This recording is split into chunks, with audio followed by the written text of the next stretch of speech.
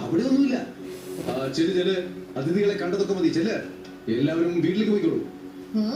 ഇവിടെ എന്തോ അപകടം ഉണ്ടെന്ന് തോന്നുന്നല്ലോ. എന്റെ ടാറ്റു എങ്ങനെയാ ഇങ്ങനെ വെട്ടി തിളങ്ങുന്നത്?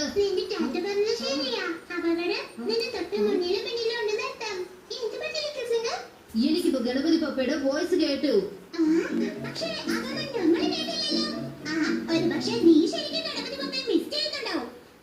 ലിറ്റിൽ ഗണേശോ, നിങ്ങൾ ഇവിടെ അടുത്ത് എവിടെയെങ്കിലും ഉണ്ടെങ്കിൽ എനിക്ക് എന്തെങ്കിലും ഒരു സിഗ്നൽ കാണിച്ചു തരൂ.